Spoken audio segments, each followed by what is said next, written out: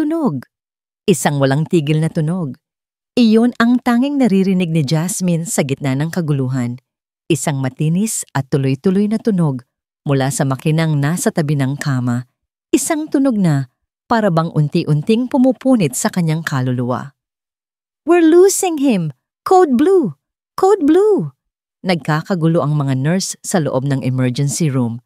May sumisigaw ng mga salitang hindi niya maintindihan, mga medical terms na lalong nagpapabilis ng kabog sa kanyang dibdib. Pero ang mga mata niya ay nakatuon lamang sa isang bagay. Ang maliit na katawan ng kanyang anak na si Ziki, 7 taon. Ang kanyang Ziki ay 7 taong gulang pa lamang. Napakabata pa para maranasan ang lahat ng ito. Napakabata pa para lumaban sa isang kalabang hindi nakikita. "Anak ko, lumaban ka, please!" Bulong ni Jasmine, ang mga luhay walang tigil sa pag-agos sa kanyang pisngi. Nanginginig ang kanyang mga kamay habang mahigpit na hinahawakan ang laylayan ng kumot ng kanyang anak. Gusto niyang hawakan ang kamay ni Ziki, pero natatakot siyang baka makagulo lang siya sa mga doktor. Ang init ng lagnat ni Ziki kaninang umaga ay napalitan ng panlalamig ng silid na ito. Ang masiglang tawa na pumupuno sa kanilang maliit na apartment ay napalitan ng nakabibinging tunog ng heart monitor. Isang mabilis na alaala ang dumaan sa kanyang isipan. Isang gabi, 7 taon na ang nakalilipas, ang kanyang ika-20 kaarawan. Mga ilaw, musika, at ang matamis na ngiti ng isang estranghero na nakasuot ng puting uniforme. Isang gabing nagbago ng lahat. Isang gabing nagbigay sa kanya ng pinakamahalagang regalo, pero siya rin ang naging simula ng kanyang walang katapusang pag-iisa. "Excuse me, ma'am." Isang nurse ang marang humawak sa kanyang balikat. "Kailangan po naming dalhin si Zeki sa ICU. Darating na raw po ang bagong pedia specialist para tingnan siya." Pedia specialist, isang sinag ng pag-asa. Tumangulang si Jasmine, hindi magawang magsalita. Sinundan niya ng tingin ang stretcher habang mabilis itong itutulak palabas ng ER. Bawat hakbang ay parang may karayom na tumutusok sa kanyang puso.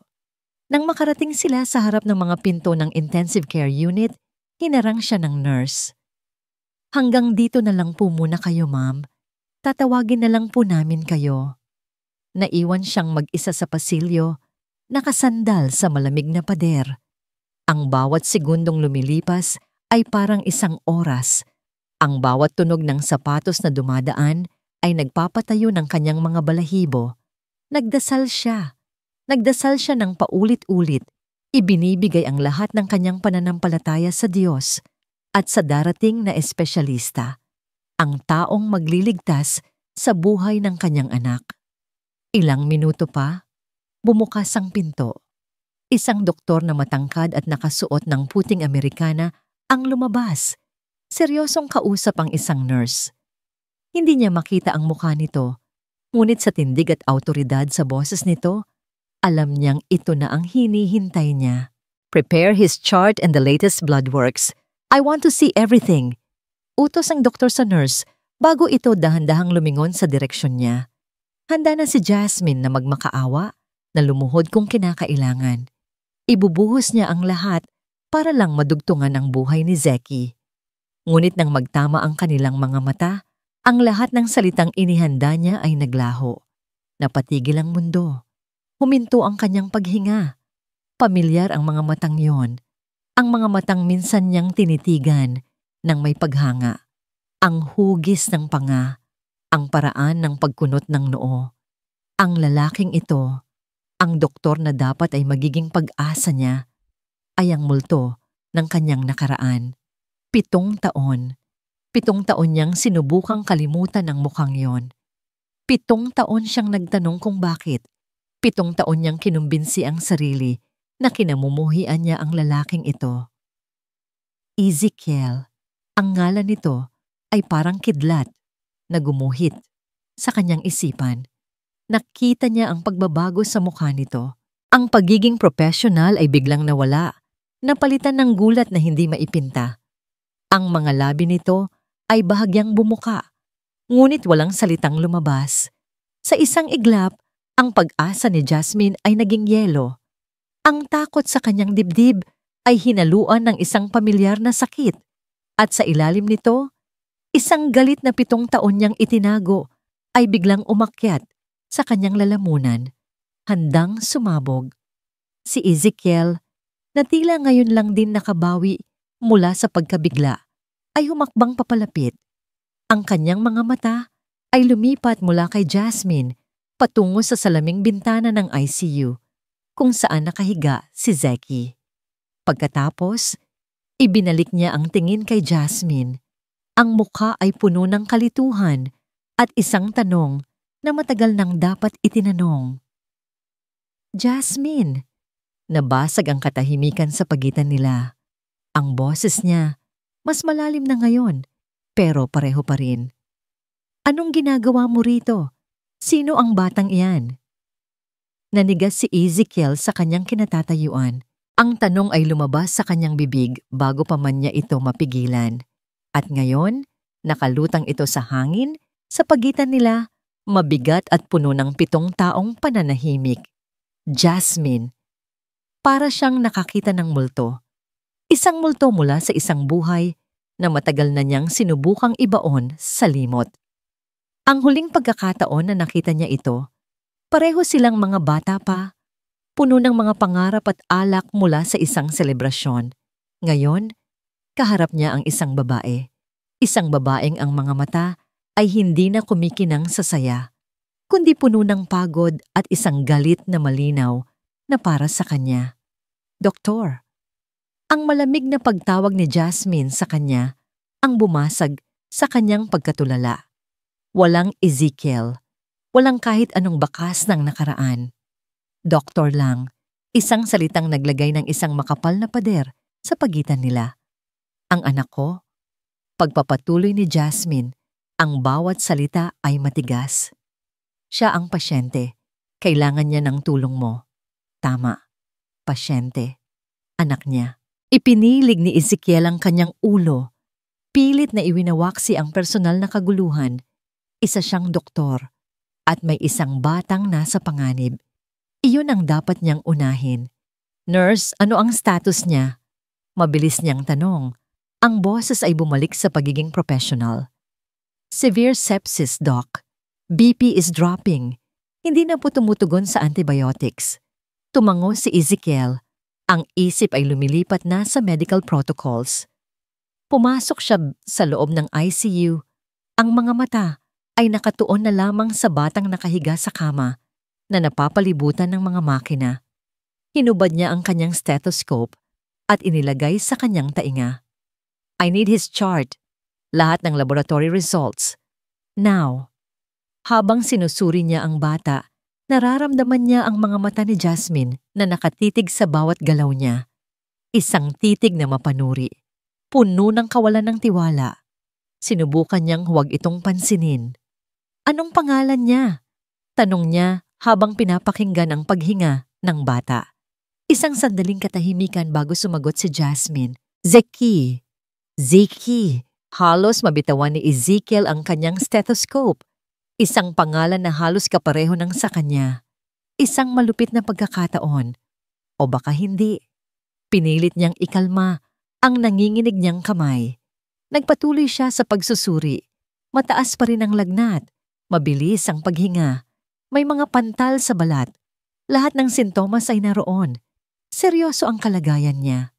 Okay, sabi niya sa mga nurse, nagbibigay ng mga sunod-sunod na utos.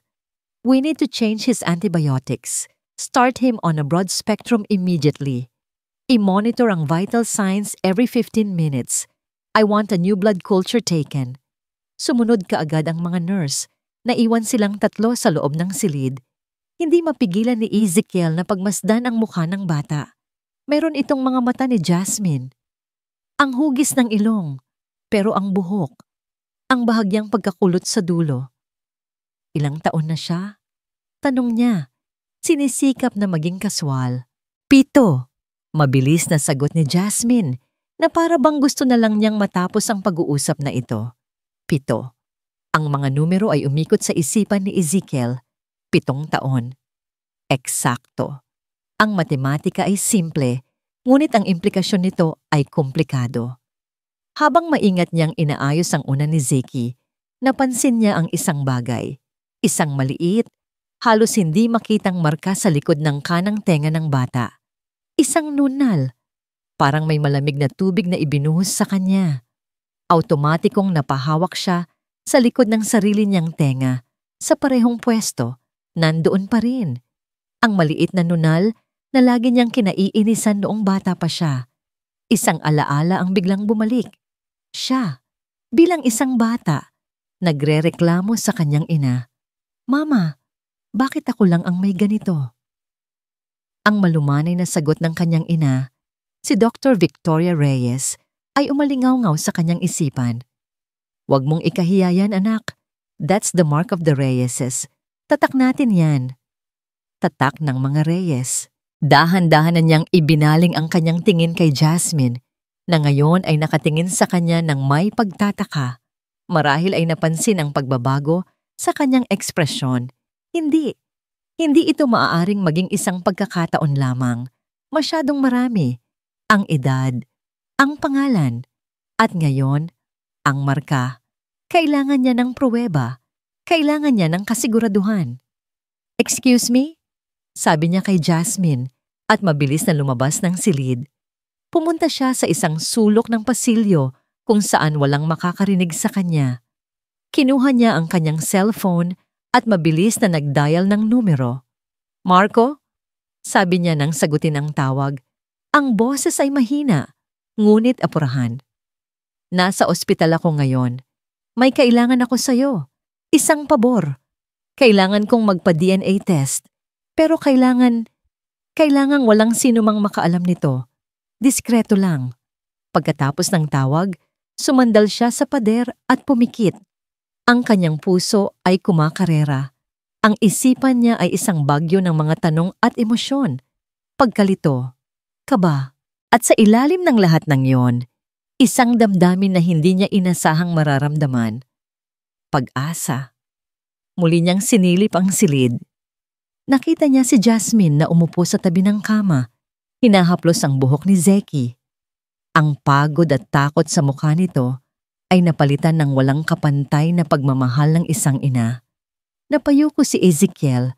7 taon siyang nabuhay sa kasinungalingan na sinabi sa kanya na si Jasmine ay umalis, na hindi na siya muling nagpakita. Ngayon, ang katotohanan ay nasa harap niya, natutulog sa isang kama sa ospital. At kung tama ang hinala niya, 7 taon siyang naging isang ama nang hindi niya nalalaman. Tinitigan niya si Jasmine na ngayon ay nakasubsob na sa gilid ng kama, marahil ay sa sobrang pagod.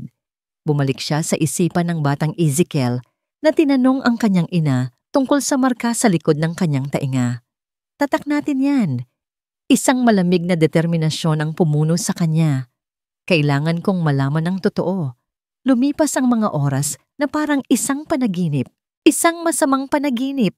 Si Jasmine ay nanatili sa tabi ni Zeki. Bawat tunog ng makina ay nagpapakaba sa kanya. Si Ezekiel naman ay palaging nasa paligid.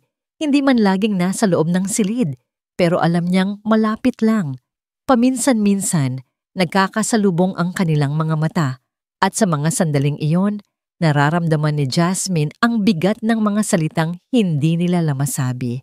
Kinasusuklaman niya ang sitwasyon. Kinamumuhian niya na ang buhay ng kanyang anak ay nakasalalay sa mga kamay ng lalaking sumira sa kanyang tiwala. Ngunit sa kabila ng lahat, hindi niya maikakaila ang isang bagay. Magaling si Ezekiel sa ginagawa niya. Bawat utos niya sa mga nurse ay tiyak. Bawat desisyon ay mabilis at may basihan. Nakikita niya ang dedikasyon sa mga mata nito.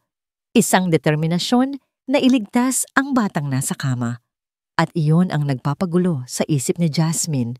Paano nagagawang maging ganito, karesponsable ng lalaking minsan ay naging duwag? Kailangan nating subukan ang mas mataas na dosage ng vasopressors, sabi ni Ezekiel sa kanya sa isang pagkakataon. Ang mga mata ay seryosong nakatingin sa chart. Automatikong umakyat ang depensa ni Jasmine. Sigurado ka ba dyan? Hindi ba't delikado yan? Mas delikado kung hindi natin gagawin. Sagot ni Ezekiel, ang boses ay kalmado, pero may diin. Jasmine, his blood pressure is not stabilizing. This is our best course of action. Napalunok si Jasmine. Ang pagbanggit nito sa kanyang pangalan ay nagdulot ng kuryente sa hangin. Gusto niyang tumutol, gusto niyang maghanap ng ibang opinyon. Pero kanino? Sa huli, wala siyang nagawa kundi tumango ng marahan, isang pag-amin ng kanyang pagkatalo sa sitwasyong ito. Maya-maya, habang inaayos ni Ezekiel ang isa sa mga IV line ni Zeki, tumunog ang cellphone nito. Lumayo ito ng bahagya para sagutin ang tawag. Hindi narinig ni Jasmine ang pinag-uusapan, pero nakita niya ang lahat mula sa kanyang kinauupuan. Nakita niya kung paano nanigas ang mga balikat ni Ezekiel. Nakita niya kung paano humigpit ang hawak nito sa telepono. Pagkatapos ng ilang sandali, ibinaba nito ang tawag. Dahan-dahan itong lumingon at sa pagtama ng kanilang mga mata, nakita ni Jasmine ang isang bagong emosyon sa mukha nito. Isang pinaghalong sakit, pagsisisi, at isang bagay na hindi niya matukoy. Isang bagay na mas malalim. Bago pa man siya makapagtanong, bumukas ang pinto ng ICU. Isang matinis na tunog ng takong sa sahig ang unang narinig ni Jasmine. Pagkatapos, isang grupo ng mga doktor at nurse ang pumasok, pero lahat sila ay nakasunod sa isang babae na nasa gitna. Matangkad ang babae, balot sa isang mamahaling damit na bumagay sa kanyang puting Amerikana. Ang kanyang buhok ay perpektong nakaayos at ang kanyang tindig ay nagpapakita ng kapangyarihan. May ngiti sa kanyang mga labi, ngunit hindi ito umabot sa kanyang mga mata. Ang kanyang mga mata ay malamig, matalas, at mapanuri. "Good morning, everyone," sabi ng babae. Ang boses ay kalmado, ngunit may awtoridad na nagpatahimik sa buong silid. "I'm Dr. Victoria Reyes, the hospital director. I'm just doing my rounds." Dr. Victoria Reyes ang pangalan ay tumatak sa isip ni Jasmine. Siya pala ang namamahala sa buong ospital. Ang mga mata ni Dr. Reyes ay mabilis na lumibot sa silid bago ito tuluyang tumuon sa kanya. Lumapit ito. Ang mga takong ay marahang tumutunog. "Ikaw ang ina ng pasyente?" Tanong nito. Ang nangiti ay hindi pa rin nagbabago. Tumango si Jasmine. "Opo, ma'am." "I see." Tumingin si Dr. Reyes kay Zeki. Pagkatapos ay ibinalik ang tingin kay Jasmine. "Kawawa naman ang bata. Mag-isa mo lang ba siyang pinalaki?" Ang tanong ay parang isang sampal. Simple lang ito. Pero naramdaman ni Jasmine ang bigat sa likod nito. Naramdaman niya na para siyang sinusuri, hinuhusgahan. "Opo," sagot niya, sinisikap na maging matatag. "Ano ang trabaho mo, Hija?" Pakiramdam ni Jasmine ay lumiit siya sa ilalim ng titig ng doktora. "Nagtatrabaho po ako sa isang maliit na karinderya. Isang bahagyang pagtaas ng kilay. Iyon lang." Ngunit para kay Jasmine, sapat na yun para iparamdam sa kanya na siya ay maliit at hindi karapat-dapat. Habang nangyayari ang lahat ng ito, hindi napansin ni Jasmine na si Ezekiel ay tahimik lang sa isang sulok, nakatitig sa sahig, tila ayaw maging parte ng eksena. Handa nang magtanong muli si Dr. Reyes nang bumukas ulit ang pinto at pumasok si Ezekiel na tila ngayon lang nakabawi. Napatigil ito nang makita kung sino ang kausap ni Jasmine. Ang ekspresyon nito ay nagbago mula sa pagiging professional patungo sa pagkabigla. "Ma?" Isang salita lang, ngunit para kay Jasmine, ang isang salitang yon ay parang isang bombang sumabog. "Ma, ina." Ang tingin ni Jasmine ay lumipat mula kay Ezekiel patungo sa hospital director, mula sa anak patungo sa ina. Biglang nagkaroon ng saysay ang lahat. Ang awtoridad, ang apelyidong Reyes, ang mapanuring titig.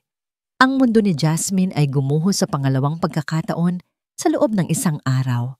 Ang lalaking ama ng kanyang anak, ay anak din ng pinakamakapangyarihang tao sa ospital na ito. Ang babaeng humuhusga sa kanya ngayon ay ang lola ng kanyang nag-aagaw buhay na anak. Naramdaman niya ang panlalamig ng kanyang mga kamay. Ang pag-asa na unti-unti niyang nararamdaman kanina ay biglang naging purong takot. Hindi na lang ito tungkol sa nakaraan. Ngayon, ang kasalukuyan at ang hinaharap ay biglang naging mas mapanganib.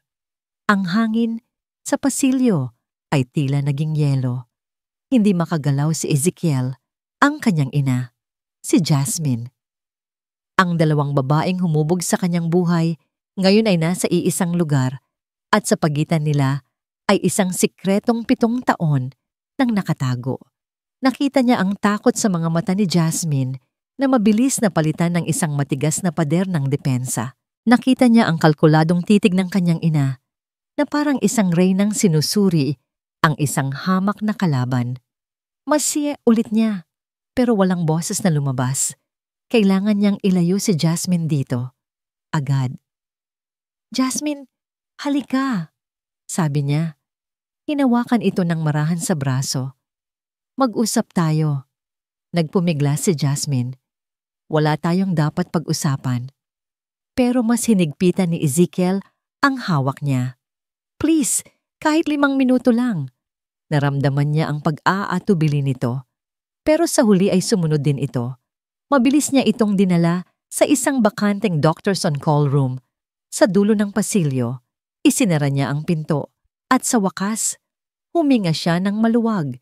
Kahit panandalian lang. Nakatayo si Jasmine sa gitna ng silid. Nakatalikod sa kanya, ang mga balikat ay tensyonado. "Ano pa bang kailangan mo, Ezekiel?" Tanong niya. Ang boses ay pagod na. Maingat na inilabas ni Ezekiel ang isang nakatuping papel mula sa bulsa ng kanyang Amerikana. Ang resulta ng test na kinuha ni Marco kanina. Ang resulta na nagpatibay sa lahat ng kanyang hinala. "Alam ko na," sabi niya ng mahina. Hindi lumingon si Jasmine. "Wala kang alam." "Si Zeki." Huminga si Ezekiel ng malalim. Pinipilit na patatagin ang kanyang boses. "Anak ko siya." Sa wakas, humarap si Jasmine. At ang nakita niya sa mukha nito ay hindi gulat, hindi pagtanggi. Isang tawa. Isang tawang walang saya. Puno ng sakit at pait. "Ngayon mo lang nalaman? Pagkatapos ng 7 taon, ngayon mo lang naisip?" "Jasmine, anak mo?" Pagpapatuloy niya, ang boses ay tumataas na. "Nasaan ka noong gabi-gabi siyang nilalagnat at ako lang mag-isa ang nagbabantay? Nasaan ka noong unang beses siyang nagsalita? Nasaan ka noong unang araw niya sa eskwela, noong lahat ng bata ay may kasamang ama at ang anak ko, ako lang ang kasama niya?" Bawat tanong ay parang isang suntok sa sikmura ni Ezekiel. Wala siyang maisagot. "Kaya huwag mo akong sasabihan na anak mo siya," sabi ni Jasmine. Ang mga luha ay nagsisimula nang mamuo sa kanyang mga mata. "Dahil wala kang karapatan." "Alam ko." Mahinang sagot ni Ezekiel. Ang pagsisisi ay bumabalot sa kanyang buong pagkatao. "Alam kong wala akong karapatan. Naging duwag ako, Jasmine. Natakot ako. Pero maniwala ka sa akin, hinanap kita." "Hinanap?" Muli itong tumawa. "Ang galing mong magpatawa. Dr. Reyes, saan mo ako hinanap? Sa ilalim ng bato?" "Bumalik ako sa bar kung saan tayo nagkita. Nagtanong-tanong ako. Pero walang nakakakilala sa'yo. Bigla ka na lang nawala." "At sumuko ka kaagad?" Sigaw ni Jasmine. Ang galit ay hindi na niya mapigilan. "Ganoon lang kadali para sa'yo nakalimutan ng lahat. Samantalang ako, araw-araw, bawat minuto, dala-dala ko ang resulta ng gabing iyon. Huli na ang lahat, Ezekiel. Huli na." Ang mga salitang yon ay parang isang punyal na tumusok sa puso ni Ezekiel. "Hindi," sabi niya. Humakbang siya papalapit at hinawakan ang mga kamay nito. Malamig ang mga ito at nanginginig. "Hindi pa huli, Jasmine. Hayaan mo akong bumawi. Hayaan mo akong maging ama kay Zeki. Hayaan mo akong tulungan ka." Tinitigan siya ni Jasmine. ang mga matay puno ng pagdududa at sakit. Sa isang sandali, nakita ni Ezekiel ang isang bahagyang paglambot sa ekspresyon nito na para bang isang maliit na bahagi sa kanya ay gustong maniwala. Ngunit biglang bumukas ang pinto. Nakatayo doon si Dr. Victoria Reyes. Ang mukha ay walang emosyon, ngunit ang mga mata ay nag-aapoy. Ang sandali sa pagitan nila ni Jasmine ay nabasag. Agad na bumitaw si Jasmine sa pagkakahawak niya. Tumingin si Dr. Reyes kay Jasmine, isang titig na puno ng paghamak, bago ibinaling ang atensyon sa kanyang anak. Ang kanyang mukha ay biglang naging malumanay, puno ng pag-aalala ng isang ina. "Son, let's talk," sabi ni Dr. Victoria. Ang boses ay kalmado, ngunit may babala sa ilalim nito. Tumingin ito kay Jasmine na parang isa lamang itong dumi sa sahig. "May mga bagay na hindi mo alam tungkol sa babaeng yan." Naiwan si Jasmine sa loob ng on-call room. Ang mga salita ni Dr. Victoria ay umalingaw-ngaw sa kanyang tainga. "May mga bagay na hindi mo alam tungkol sa babaeng yan." Ilang saglit pa, bumalik ang doktora. Mag-isa. Ang kanyang mukha ay kalmado, ngunit ang kanyang mga mata ay parang 2 piraso ng yelo. Isinara niya ang pinto sa likuran niya. Ang mahinang pag-click ng seradura ay parang isang hatol. "Umupo ka, Hija," sabi ni Dr. Victoria. Hindi ito isang pakiusap, kundi isang utos. Umupo si Jasmine sa gilid ng kama. Ang mga kamay ay nanginginig sa kanyang kandungan. "Hindi ko na ito patatagalin pa." Simula ng doktora, umupo ito sa silyang nasa tapat niya. Perpekto pa rin ang postura.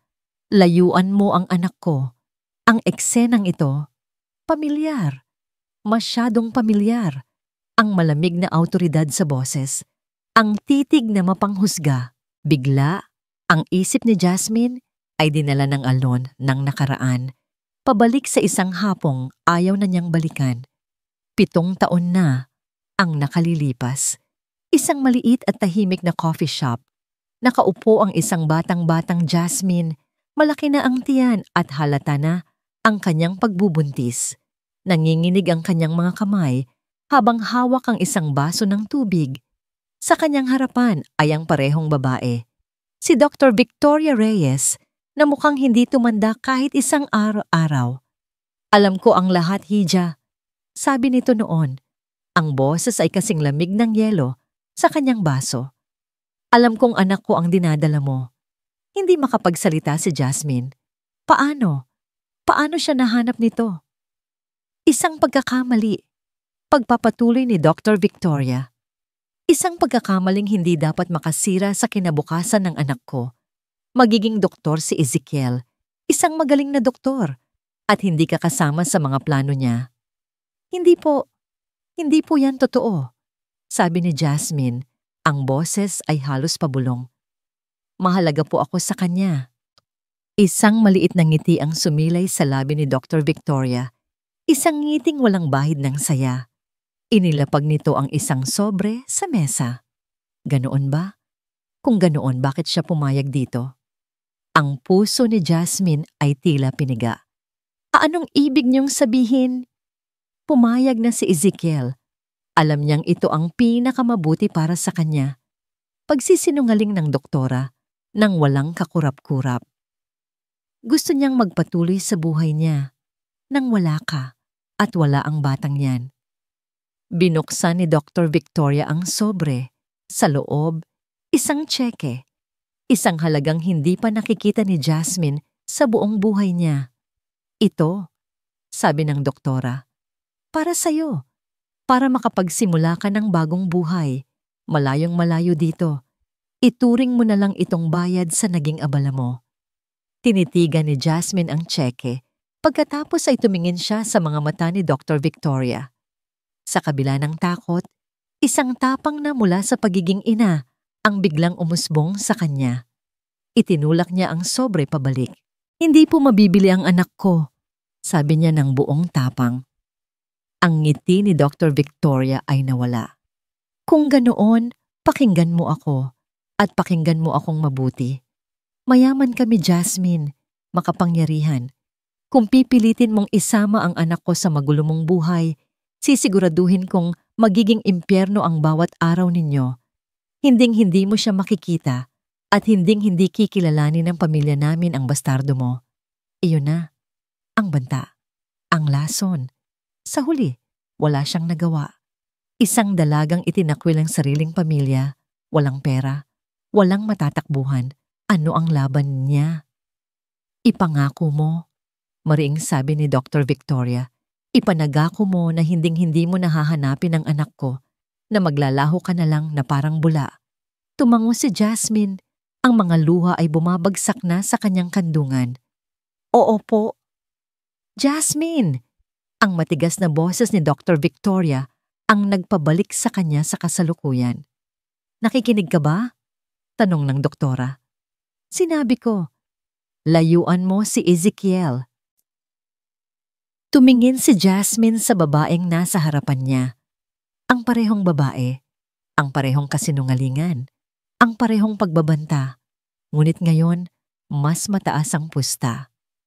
Nagsinungaling kayo, sabi ni Jasmine, ang boses ay nanginginig sa galit.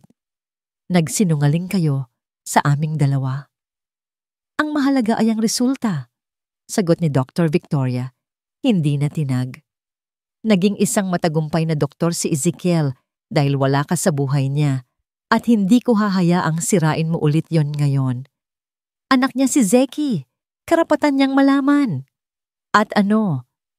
Para sirain mo ang pamilyang binuo niya, ang reputasyon niya. Tumayo si Dr. Victoria at lumapit sa kanya. Ang anino nito ay bumabalot sa kanya. Noong una, tinanggihan mo ang pera ko. Isang malaking pagkakamali. Pero ngayon, iba na ang sitwasyon. Yumuko ang doktora. Ang muka ay ilang pulgada na lang ang layo sa kanya. Ang boses nito ay naging isang mapanganib na bulong. Alam mo, sa isang malaking ospital na tulad nito, minsan may mga di inaasahang pagkakamali. Maling dosage ng gamot, isang impeksyon na biglang lumalala. Nakakalungkot, pero nangyayari. Ang dugo ni Jasmine ay tila naging yelo. Naiintindihan niya. Ito ay isang malinaw na pagbabanta.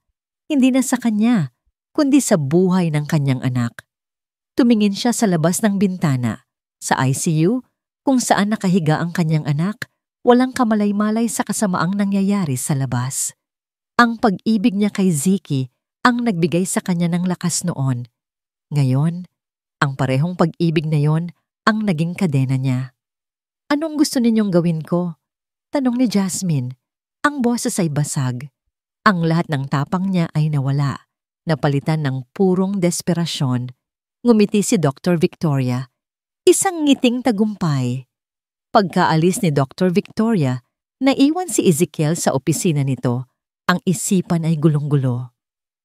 May mga bagay na hindi mo alam tungkol sa babaeng yan.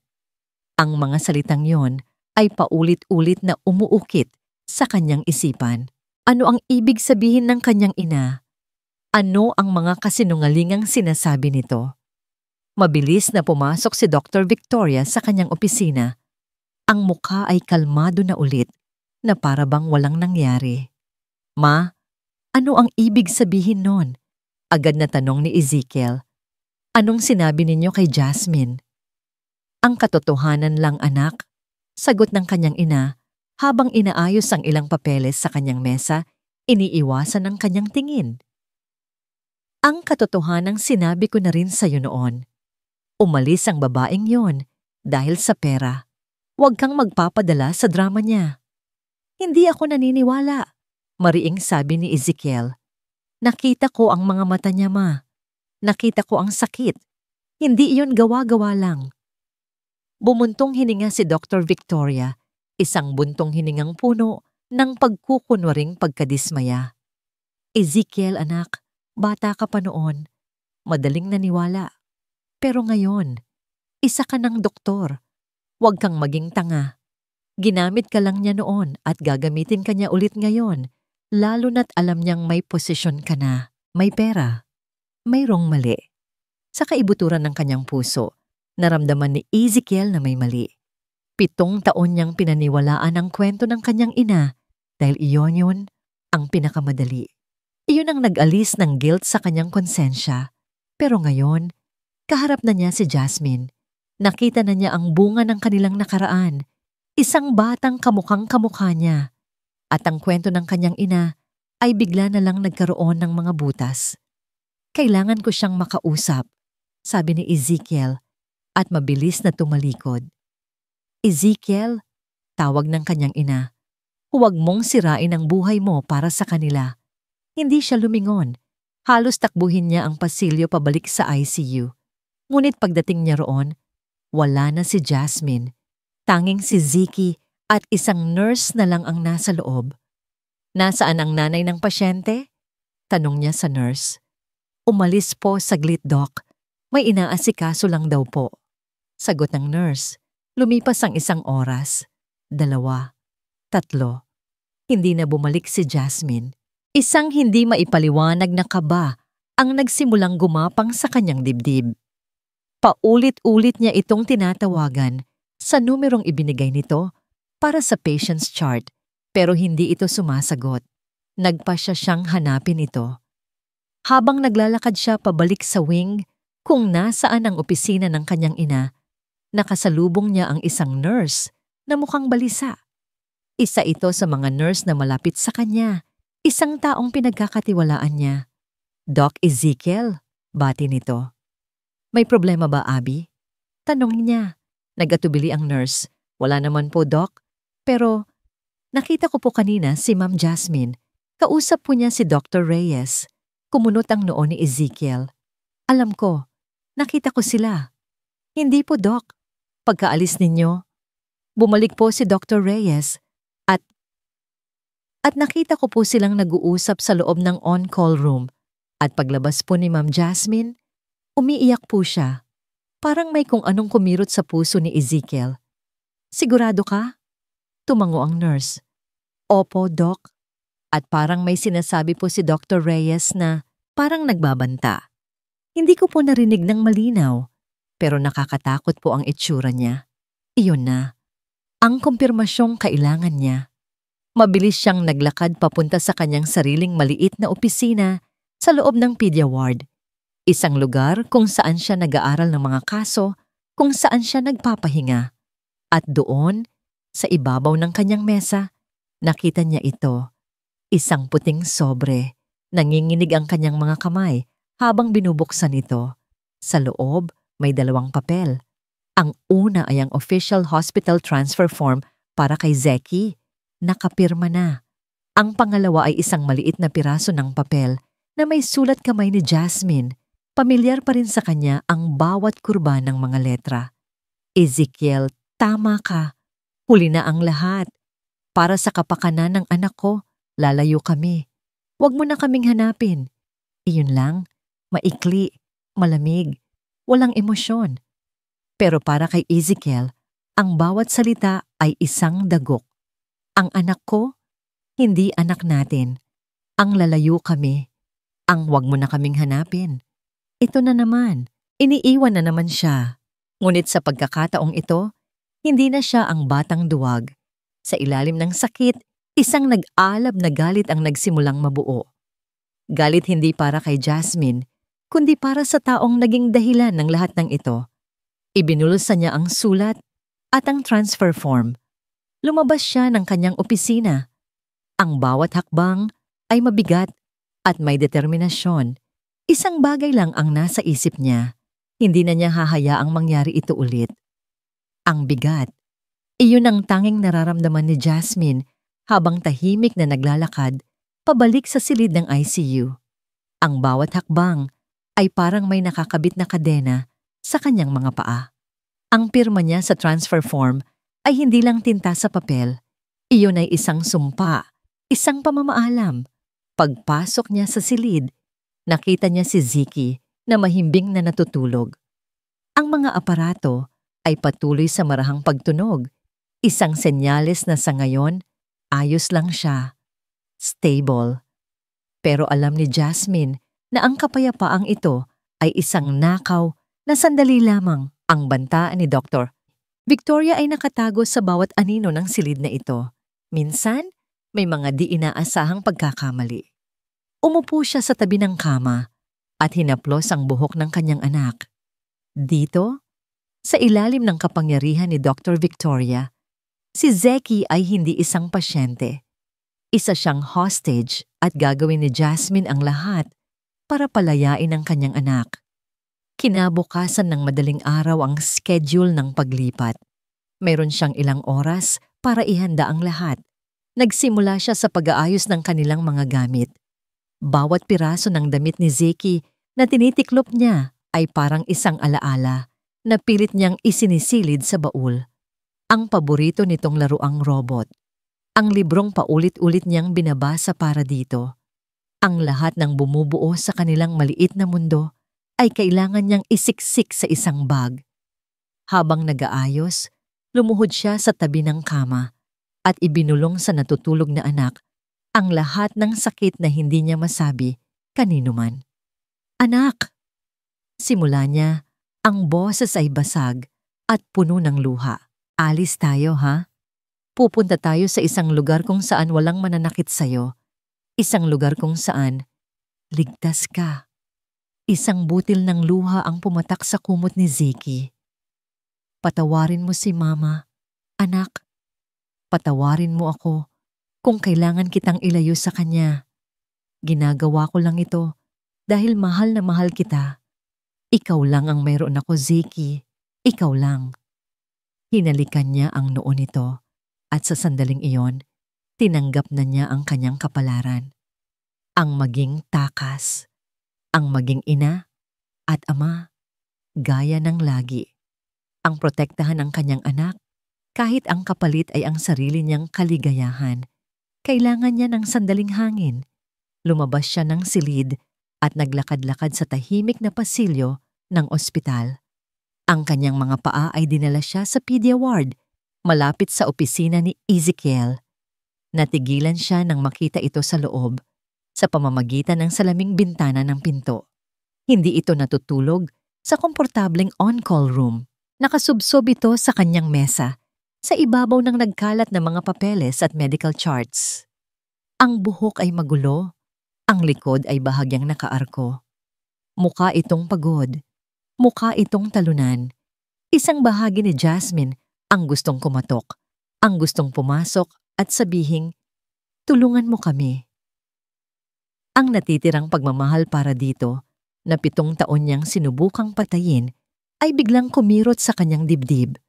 Nakikita niya ngayon ang lalaking posibleng naging katuwang niya sana. Isang amang pagod, pero hindi sumusuko. Ngunit ang alaala ng malamig na banta ni Dr. Victoria ay mabilis na pumawi sa lahat ng yon. Napahawak siya sa salamin ng bintana, pinipigilan ang sariling pumasok. Ito na ang huling pagkakataon, sabi niya sa sarili. Isang huling sulyap sa lalaking naging simula at magiging wakas ng kabanatang ito ng kanyang buhay. Tumalikod siya at bawat hakbang palayo ay parang pagtapak sa nagbabagang uling. Bumalik siya sa silid ni Zeki, kinuha ang kanyang cellphone at nagdial ng numero. Hello, Bessie? Sabi niya nang sagutin ang tawag. Oo, ako to. Pwede bang humingi ng pabor? Kailangan namin ng matutuluyan. Oo, kami ni Zeki, sa probinsya. Kahit ilang linggo lang, babayaran kita. Pangako. Sige, salamat Bessie. Utang ko to sa'yo. Pagkatapos ng tawag, naramdaman niya ang isang bahagyang gumaan na pakiramdam. Mayroon na silang pupuntahan. Isang plano. Isang simula ng kanilang pagtakbo. Dumating ang umaga na parang isang magnanakaw sa gabi. Kasabay ng unang sinag ng araw ang pagdating ng mga nurse kasama ang stretcher at ang ambulansya sa ibaba. Ready na po ba kayo, ma'am? Tanong ng isang nurse. Tumango si Jasmine. Ang puso ay kumakabog ng napakabilis. Ito na. Habang maingat na inililipat si Zeki mula sa kama papunta sa stretcher, pinigilan ni Jasmine ang kanyang paghinga. Bawat galaw ay isang panganib, ngunit naging maayos ang lahat. Nagsimula na silang maglakad sa pasilyo, palayo sa ICU. Palayo sa pedia ward, palayo kay Ezekiel. Ang bawat hakbang ay isang maliit na tagumpay. Malapit na sila sa elevator. Malapit na sila sa kalayaan. Ngunit biglang nag-vibrate ang kanyang cellphone sa loob ng kanyang bulsa. Isang text message. Kinakabahang kinuha niya ito. Isang numerong hindi nakarehistro. Binuksan niya ang mensahe. Ang mga mata ay mabilis na binabasa ang mga salita. Huwag kang umalis. Alam ko na ang lahat. Nanigas si Jasmine. Kilala niya kung kanino galing ang mensaheng iyon. Hindi niya kailangang makita ang pangalan. Naramdaman niya. Naramdaman niya ang presensya nito bago pa man niya ito marinig. Jasmine! Sandali! Ang sigaw ni Ezekiel ay umalingaw-ngaw sa buong pasilyo. Ang piraso ng papel sa kamay ni Ezekiel ay parang may bigat ng 1,000 bato. Para sa kapakanan ng anak ko, lalayo kami. Huwag mo na kaming hanapin. Ang bawat salita ay isang patunay. Isang patunay na mayroong puwersang nagtutulak kay Jasmine palayo. Isang puwersang mas malaki kaysa sa galit niya. Mas malakas kaysa sa pride niya. Ang mga sinabi ng nurse na si Abby ay bumalik sa kanyang isipan. Nakakatakot po ang itsura niya. Ang kanyang ina. Isang nag-aalab na apoy ang biglang sumiklab sa loob ni Ezekiel. Tinutupok ang lahat ng sakit at pagkalito.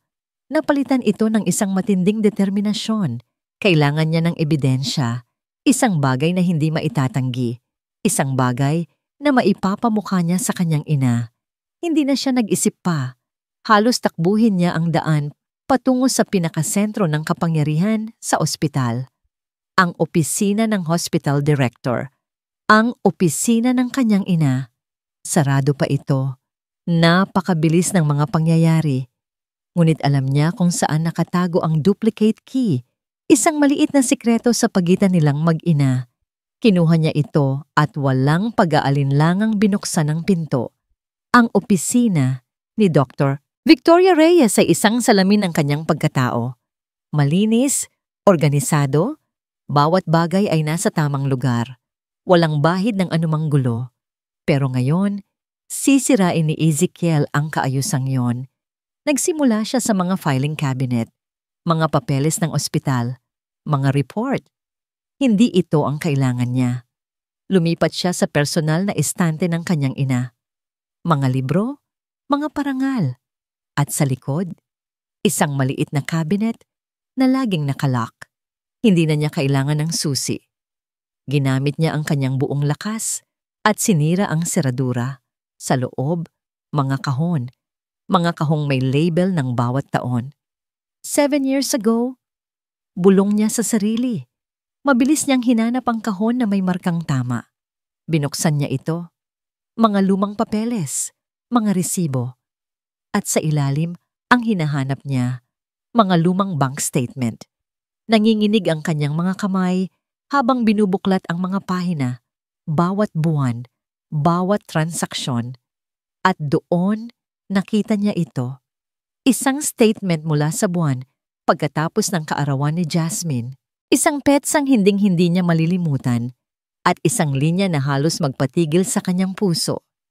Cash withdrawal, 500,000 pesos. Isang malaking halaga.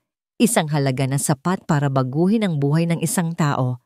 Isang halaga na sapat para bumili ng pananahimik. Ezekiel? Napatigil siya. Sa pintuan, nakatayo ang kanyang ina. Ang mukha ay puno ng pagtataka, na mabilis na naging galit nang makita ang gulo sa kanyang opisina at ang hawak niyang papel. Anong ginagawa mo rito? Bakit mo pinapakialaman ang mga gamit ko? Hindi sumagot si Ezekiel. Dahan-dahan siyang tumayo. Ang bank statement ay mahigpit na hawak sa kanyang kamay. Naglakad siya papunta sa mesa at malakas na inilapag ito sa ibabaw. Ipaliwanag ninyo ito, ma. Tiningnan ni Dr. Victoria ang papel. Sa isang iglap, isang bahid ng gulat ang dumaan sa kanyang mga mata. Ngunit mabilis niya itong itinago sa likod ng isang malamig na maskara. Isang lumang dokumento. Ano naman ngayon? Huwag ninyo akong gawing tanga. Sigaw ni Ezekiel, ang boses ay basag sa galit. 7 taon na ang nakalipas, 1 buwan, Pagkatapos kong makilala si Jasmine, 1 buwan bago siya biglang naglaho. Nagkataon lang ba ang lahat ng ito? Nag-aaksaya ka ng oras, Ezekiel. Marami akong trabaho. Hindi ako aalis dito hanggat hindi ninyo sinasabi ang totoo. Ang totoo? Tumingin sa kanya si Dr. Victoria. Ang mga mata ay nanlilisik. Ang totoo ay inililigtas kita noon at ngayon mula sa isang babaeng walang ibang gagawin kundi sirain ang kinabukasang pinaghirapan ko para sa'yo. At doon, sumabog si Ezekiel. Ang kinabukasan ko? O ang kinabukasang gusto ninyo para sa akin? Ma, nagsinungaling kayo. Sinabi ninyo na umalis siya, na hindi niya ako gusto. Pero ang totoo, kayo. Kayo ang nagtaboy sa kanya. Oo. Ang pag-amin ay parang isang kulog na yumanig sa buong silid. Tumayo si Dr. Victoria. Ang dibdib ay tumataas at bumababa sa tindi ng emosyon. Oo, ginawa ko nga. At ginawa ko lang yon para sa'yo. Para sa kinabukasan mo. Sigaw niya, ang lahat ng pagkukunwari ay nawala na. Ang babaeng iyon ay isang pagkakamali, isang distraksyon, at ang batang iyon, isa lang siyang aksidente na sisira sa lahat ng pangarap natin para sa'yo. Ang bawat salita ay isang laso na tumagos sa puso ni Ezekiel, ang kanyang sariling ina. Ang babaeng pinagkatiwalaan niya. Napaurong siya, napailing. Ang galit niya ay unti-unting napalitan ng isang napakalalim na sakit at pagkadismaya. Tinitigan niya ang kanyang ina, ngunit ang nakikita niya ngayon ay isang estranghero. Hindi ninyo siya tinaboy, ma. Ang kanyang boses ay mahina, ngunit puno ng bigat. Hindi ninyo sinira ang buhay niya. Tumingin siya diretso sa mga mata nito. Sinira ninyo ang buhay ko. Tumalikod siya, hindi na pinansin ang pagtawag nito sa kanyang pangalan. Tumatakbo na siya ngayon. Tumatakbo sa pasilyo. Ang tanging nasa isip niya ay ang transfer form. Ang sulat ni Jasmine. Kailangan niyang pigilan ito. Habang tumatakbo, mabilis niyang kinuha ang kanyang cellphone at nagtipa ng mensahe. Huwag kang umalis. Alam ko na ang lahat. Sinend niya ito. Ngunit alam niyang hindi sapat. Malayo pa. Natanaw niya sila. Ang stretcher. Si Jasmine. At ginamit niya ang natitirang lakas niya para isigaw ang pangalan nito. Jasmine! Sandali! Ang sigaw ni Ezekiel ay parang isang malakas na alon na humampas sa tahimik na pasilyo. Nagpatigil sa lahat. Napatigil ang mga nurse na nagtutulak ng stretcher. Napatigil si Jasmine. Ang kanyang katawan ay nanigas na parang isang estatwa. Ang kanyang puso ay kumakarera, isang halo ng takot at isang maliit, traidor na pag-asa. Humihingal na. Nakarating si Ezekiel sa harap nila. Hinarangan ng daan. Ang kanyang dibdib ay mabilis na tumataas at bumababa. Hindi lang dahil sa pagtakbo, kundi dahil sa tindi ng emosyong kumukulo sa loob niya. Huwag, sabi niya. Ang mga mata ay nakatitig lamang kay Jasmine. Huwag kang umalis. Mon Ezekiel, umalis ka diyan, sabi ni Jasmine. Ang boses ay nanginginig. Sinulyapan niya ang mga nurse na ngayon ay naguguluhang nanonood. Nakakahiya. Wala akong pakialam, mariing sabi ni Ezekiel. Hindi ka aalis.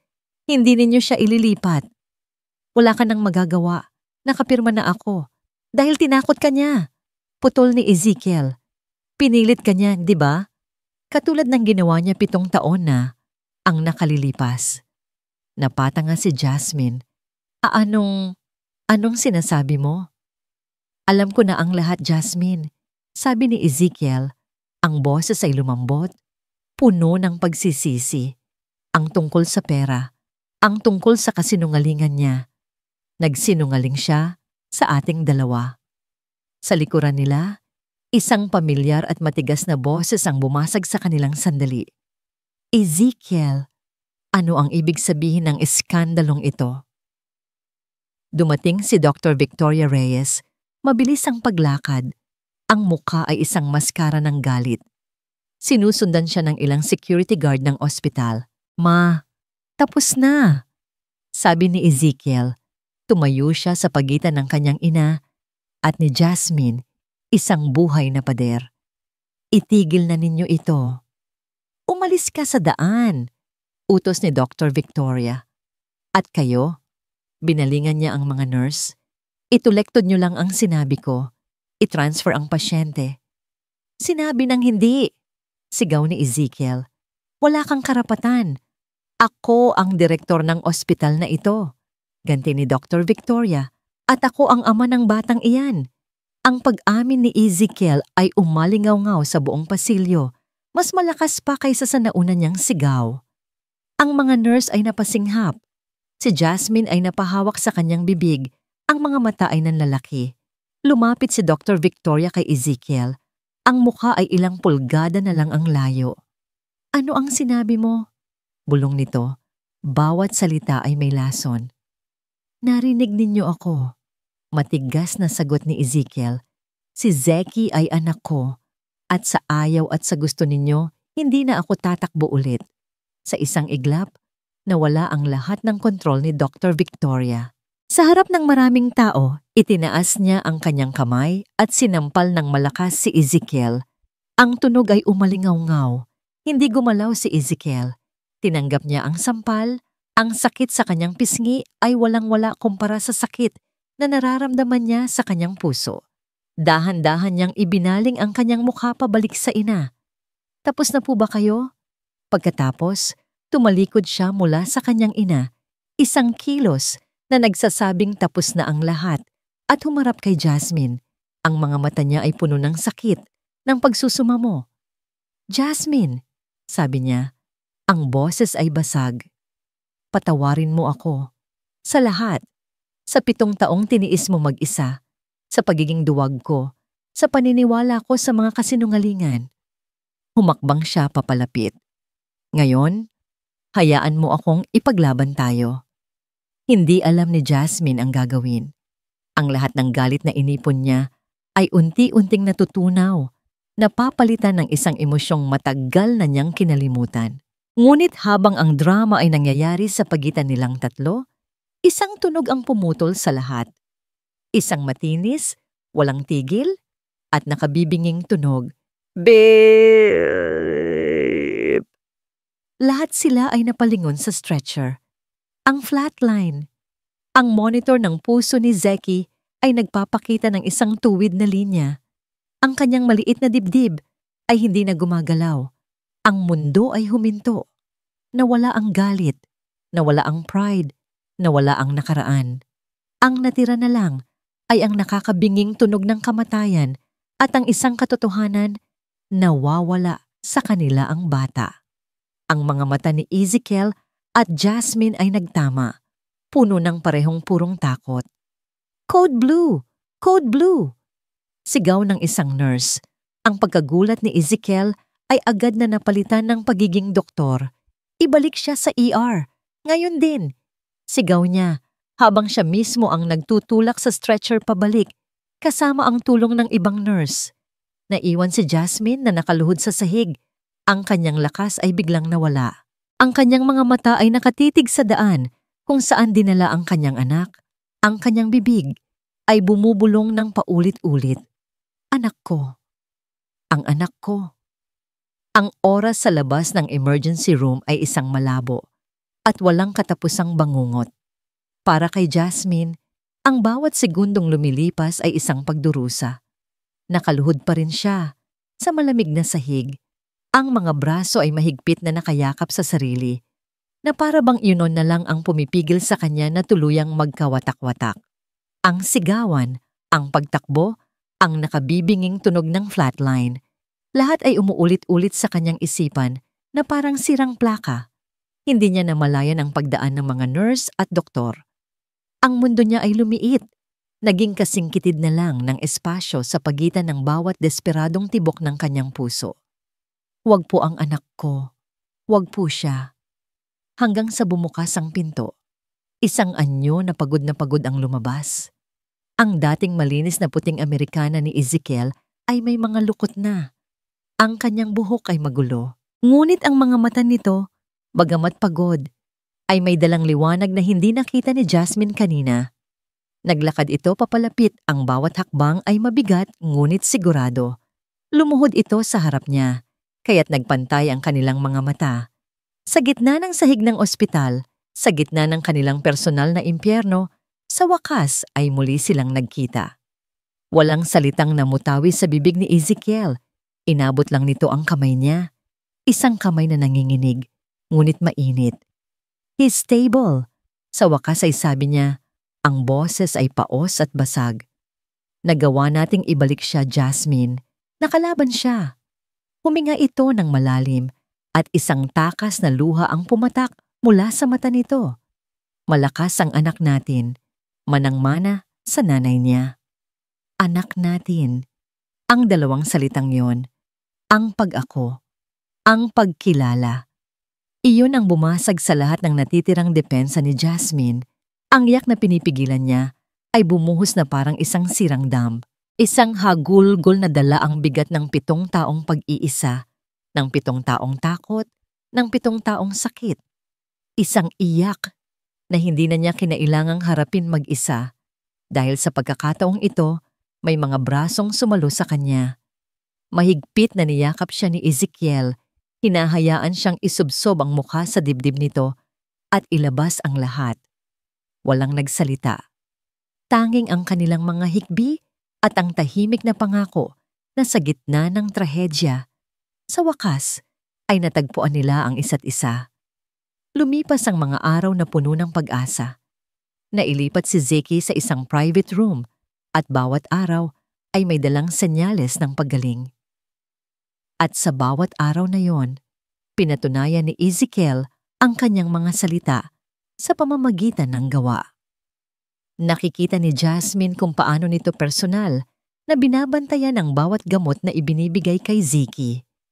Kung paano nito kinakausap ang mga nurse nang may paggalang ngunit may diin, tinitiyak na ang pinakamahusay na pangangalaga ang natatanggap ng bata. Nakikita niya itong nakaupo sa tabi ng kama sa kalaliman ng gabi. Binabasa ang chart ni Zeki ng paulit-ulit na para bang naghahanap ng anumang maaaring makaligtaan. Isang hapon, nagdala si Jasmine ng kape para sa kanilang dalawa. Naabutan niya si Ezekiel na maingat na pinupunasan ng maligamgam na bimpo ang mga kamay ni Zeki. Isang simpleng gawain, ngunit ginawa niya ito ng may buong pag-iingat at pagmamahal. Salamat, mahinang sabi ni Jasmine habang inaabot ang tasa. Tumingala si Ezekiel at ngumiti, isang tunay na ngiti na umabot sa kanyang mga mata. Para saan? Para sa lahat, sagot ni Jasmine. Umupo sa silya sa kabilang panig ng kama. Hindi mo kailangang gawin ang lahat ng ito. 6 na buwan ang lumipas. Ang malamig at nakakatakot na hangin ng ospital ay napalitan na ng mainit na sinag ng araw sa isang parke. Ang tunog ng mga medical monitor ay napalitan ng masayang hiyawan ng mga batang naglalaro. Papa, mas mataas pa. Ang masiglang sigaw ni Zeki ay umalingaw-ngaw habang tinutulak siya ni Ezekiel sa duyan. Ang dating maputla at mahinang bata ay ngayon ay maliksi at puno ng buhay. Ang kanyang tawa, ang pinakamagandang musika sa pandinig ni na Jasmine at Ezekiel. Okay, champ, last na to ha? Sabi ni Ezekiel at ibinuhos ang natitirang lakas para sa isang huling malakas na tulak na nagpaabot kay Zeki hanggang sa langit. Naupo si Jasmine sa isang bench sa ilalim ng puno. Pinapanood ang dalawa. Isang ngiti ang hindi maalis sa kanyang mga labi. Sa loob ng 6 na buwan, maraming nagbago. Pinanindigan ni Ezekiel ang bawat pangako niya. Hindi lang siya naging doktor ni Zeki, kundi naging isang tunay na ama. Siya ang naghahatid at sumusundo dito sa eskwela. Siya ang tumutulong dito sa homework. Siya ang kasama nitong maglaro ng basketball tuwing hapon. Unti-unti, pinuno niya ang lahat ng puwang na naiwan sa buhay nilang mag-ina. Pati si Dr. Victoria ay nagbago. Pagkatapos ng insidente, nag-file ito ng maagang pagreretiro mula sa pagiging hospital director. Hindi ito humingi ng tawad ng harapan, ngunit ginawa niya ito sa paraang alam niya. Nagbukas ito ng isang educational trust fund para kay Zeki. Tinitiyak ang kinabukasan ng kanyang nag-iisang apo.